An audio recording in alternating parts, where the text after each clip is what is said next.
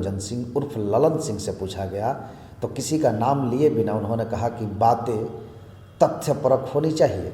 अगर कोई अधिक उतावले हैं तो उनके लिए तो गांधी मैदान है, जाकर वहीं फरिया ले।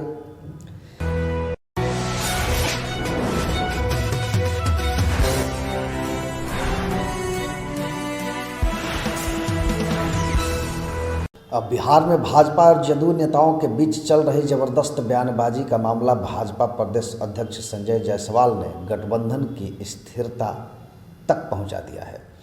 इस बारे में जब जदयू के राष्ट्रीय अध्यक्ष राजीव रंजन सिंह उर्फ ललन सिंह से पूछा गया तो किसी का नाम लिए बिना उन्होंने कहा कि बातें तथ्यपरक होनी चाहिए। अगर कोई अधिक उतावले हैं तो उनके लिए तो गांधी मैदान है, जाकर वहीं फरिया ले।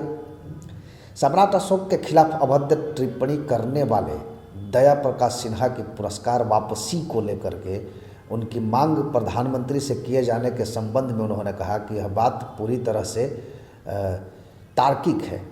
अकेले प्रधानमंत्री ही सक्षम है जो पुरस्कार को वापसी करा सकते हैं।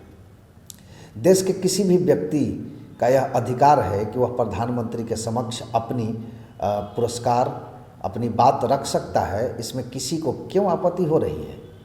शराब से जुड़े मामलों पर कार्रवाई के संबंध में पूछे जाने पर जदयू के राष्ट्रीय अध्यक्ष ने कहा कि मुख्यमंत्री इन तमाम चीज़ों की मॉनिटरिंग खुद कर रहे हैं और उन्हीं की देखरेख में तमाम चीज़ें हो रही हैं।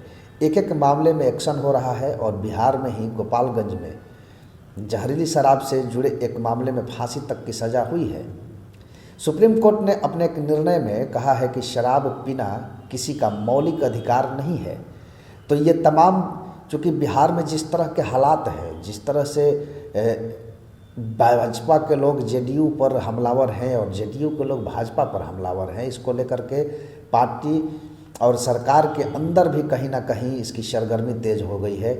और इसकी शुरुआत वही सम्राट अशोक के वाले बयान से शुरू हुई थी, जिस पे उपेंद्र कुशवाहा भी लगातार बीजेपी पर हमलावर थे और उन्होंने कहा कि सरकार को ये चाहिए, प्रधानमंत्री को ये चाहिए, बीजेपी वालों को भी ये चाहिए कि दया प्रकाश सिन्हा से पुरस्कार वापस लिया जाए।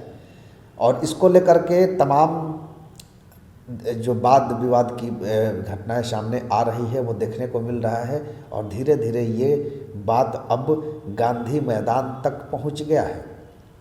तो अब देखना ये होगा कि क्या नीतीश कुमार इन तमाम जो ड्रामा चल रहा है इसका पटाक्षेप कर पाएंगे, क्योंकि जिस तरह से एनडीए के में घमासान मचा हुआ है उसको देख करके तो ये लगता है कि सरकार भी कहीं ना कहीं संकट में तो ना आ जाए।